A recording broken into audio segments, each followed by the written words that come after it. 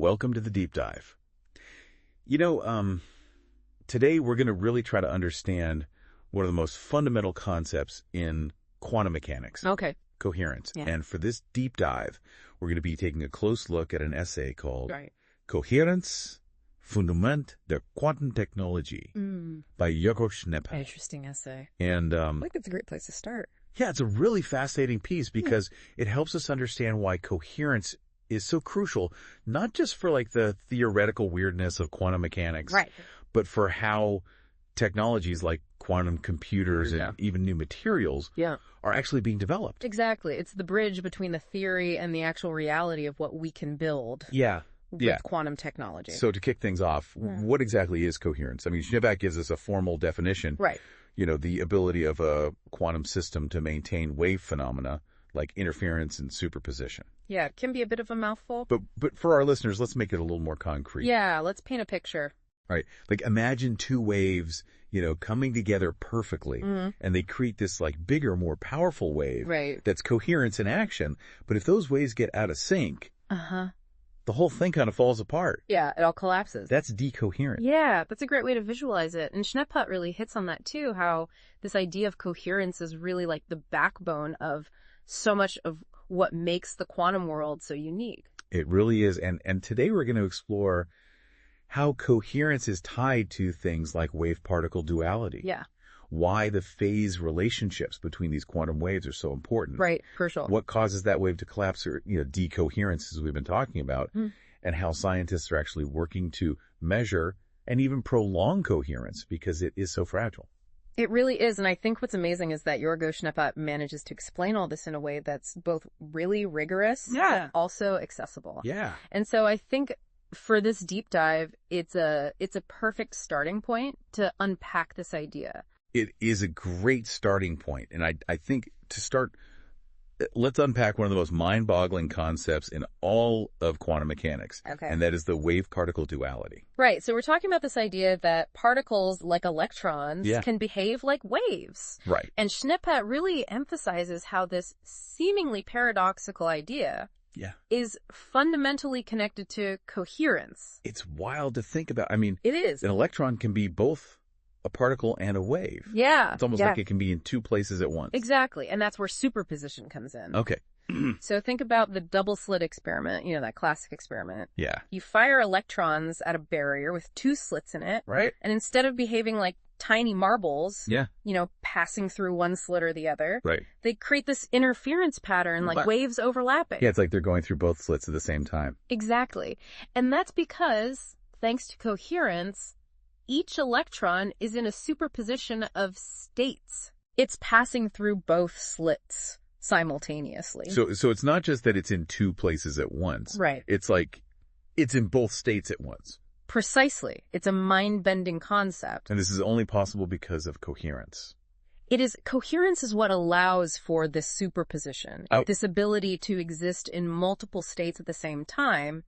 And without coherence, many of the things that we're hoping to gain from quantum technologies just wouldn't be possible. So it's really like the foundation for all this quantum weirdness. It's the bedrock. Okay, so coherence is like the key. But Schneppert also mentions this thing about phase relationships between these quantum waves. Yeah. So what is that all about? So think about those two waves we talked about. Okay. If their peaks and troughs line up perfectly, they reinforce each other. Right. That's constructive interference. Okay. But if they're out of sync, they cancel each other out, that's destructive interference. So it's all about timing. Exactly. Like being in step or out of step. It is like a dance. With each other. Yeah. Okay. And in quantum systems, those phase relationships determine how the different quantum states interact and interfere with each other. And Schneppert, he gets into the math here. Right. He introduces the density matrix. Yeah. But for our listeners, I think the takeaway is that the way these quantum waves align with each other, their phase relationship is crucial for maintaining coherence. So if the phases get messed up, then coherence is lost. It's like those waves getting out of sync, that bigger wave collapsing. Exactly. And that brings us to the enemy of coherence, decoherence. The villain of our story. Exactly. And as Schneppert explains, the culprit is the environment. Right. Any interaction with the environment, be it heat noise, even stray particles can disrupt these delicate phase relationships. And lead to decoherence. Leading to decoherence. Yeah. So it's like trying to build a house of cards on a vibrating table. Yeah. A very shaky foundation. All that external interference just makes the whole thing fall apart. That's a great analogy. And this is where Schneeppach gets into some of the mathematical models that describe decoherence, things like open quantum systems and the Lindblad equation. Right. But I think what's important for listeners to grasp is that decoherence is this constant battle in quantum research. It sounds like it. It is. Like keeping these quantum systems coherent is a major challenge. It's a huge challenge. It's one of the biggest hurdles we have to overcome. Wow. Well, this has been an incredible start to our deep dive into coherence. Yeah. I mean, we've gone from wave-particle duality to the threat of decoherence. Yeah. And it feels like we're just getting started. We're just scratching the surface. There's so much more to explore. Exactly. I think it's really fascinating how Schneeppach connects all this back to the real world. Yeah. You know, he doesn't just leave it at the theoretical level. Yeah, he really brings it down to earth. He does, and that's why I think this essay is so valuable for this deep dive. It is. Because it helps us understand why coherence is so important. Yeah, we know it's fragile. We know decoherence is the enemy. Right. But what are the stakes here? I mean, why are scientists so focused on keeping these systems coherent? Right. Well, let's think about quantum computers for a second. Okay. One of the most exciting things about them is that they can do computations in parallel. Yeah. You know, doing many calculations at the same time. Right. And this is all possible because of superposition. Yeah. You know, that ability of a qubit to be in multiple states at once. Right. And we talk about how coherence makes that possible. Exactly. So no coherence, no superposition, no parallel computation.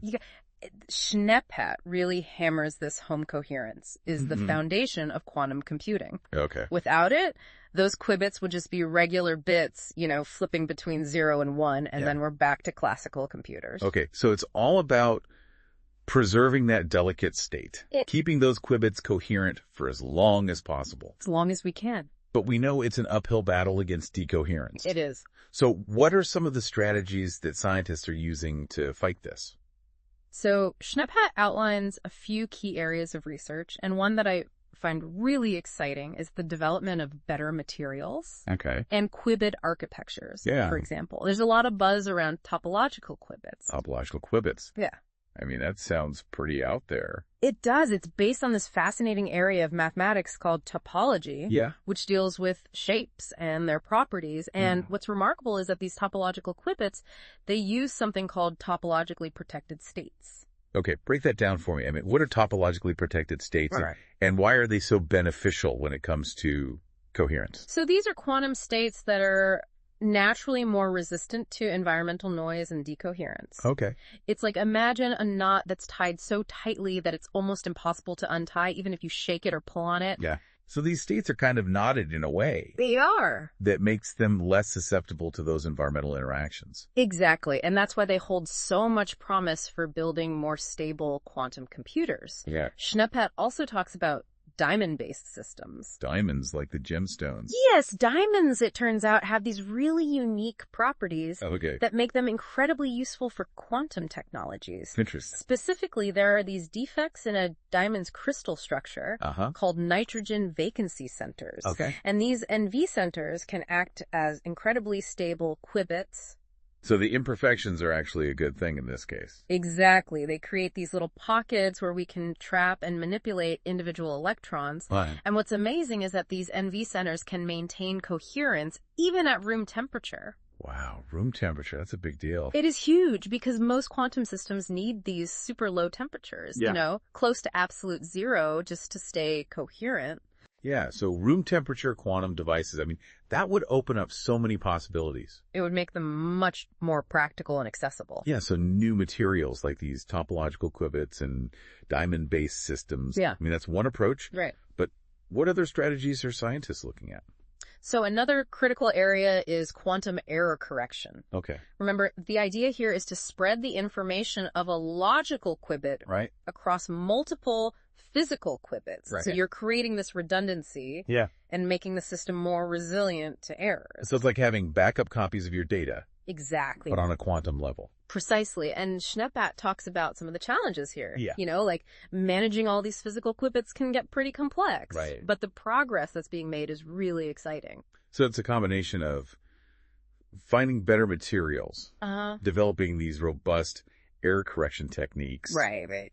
And what else? And then there's the hardware itself. You know, Schneppet really stresses the importance of hardware improvements. It's like the physical devices themselves. Yeah, think about superconducting circuits. Oh, yeah. Which are a popular way to build quantum computers. Right. Researchers are constantly trying to refine those fabrication techniques to create circuits with less noise and fewer imperfections. So it's all about creating a cleaner, quieter environment. Exactly. For these delicate qubits to exist in. That's the goal. And then there's also laser control. Okay. For a lot of quantum systems, lasers are used to manipulate and control the qubits. Right. So improving the precision and stability of those lasers, that's essential for maintaining coherence. It sounds like there's a lot of meticulous engineering and fine-tuning involved. There is a lot of it. It's very demanding work. And of course, there's the ongoing research into better isolation techniques. Right. Because we know the environment is the enemy of coherence. Exactly. So minimizing those interactions is key. Absolutely. We talked about those ultra-low temperatures. But are there other ways to shield these qubits from all the noise? So what else are they doing? Well, scientists are looking into advanced shielding techniques using materials that can block electromagnetic noise. So like a Faraday cage. Like a Faraday cage, but for qubits. For qubits. Wow. And are they doing anything about those disruptive vibrations we talked about? Yeah, they're exploring new cooling techniques and ways to dampen those vibrations. So it really is a multi-pronged attack. Yeah. Better materials, smarter error correction codes, more precise control mechanisms, and better isolation techniques. It's like we're waging war against decoherence. It sounds like it. I mean, it's a constant race. It is. And Schneppet really lays out how these advances could lead to some truly revolutionary technologies. He does. So let's talk about those. What are some of the potential applications that have you most excited about the future of coherence research? Okay, so we're moving into the realm of quantum materials now. And Jorgo Schneppet really dives deep into this in the last part of his essay. He does. And, you know, I think this is where it gets really exciting. It is. Because these materials, they have properties that you just can't explain with classical physics. They really are mind-boggling. So what makes them so unique, and where does coherence come into play?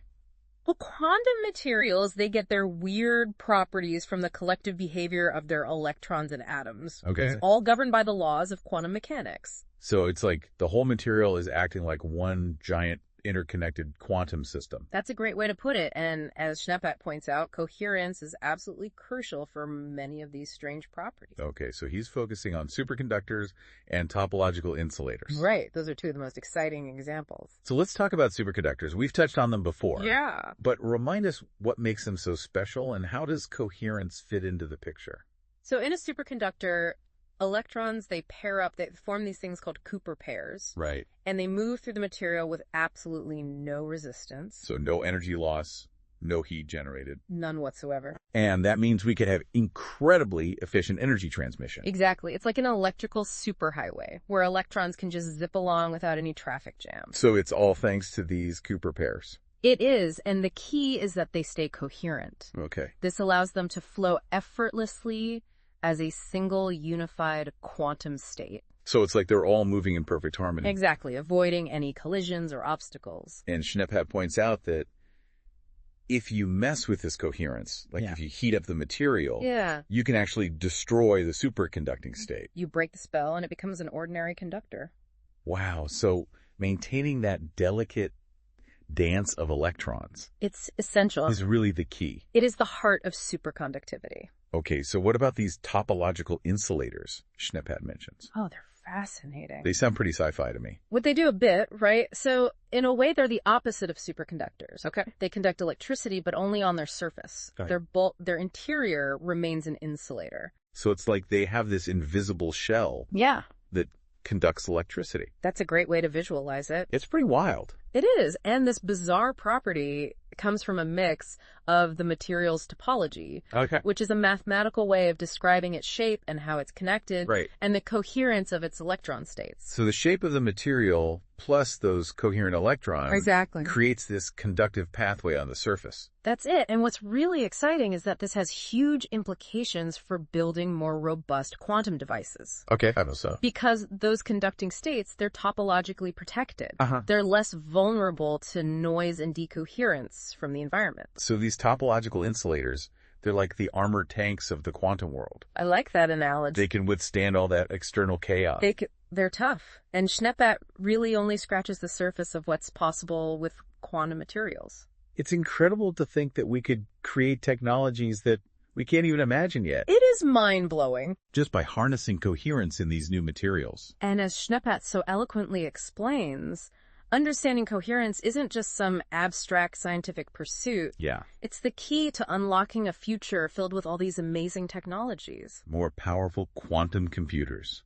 New materials with unimaginable properties. The possibilities are endless. It really makes you wonder what the future holds. It does. And that's something for our listeners to think about as we wrap up this deep dive into coherence. Thanks for joining us on this journey. It's been a pleasure exploring this with you. It has. Until next time, keep asking questions, keep exploring, and keep diving deep.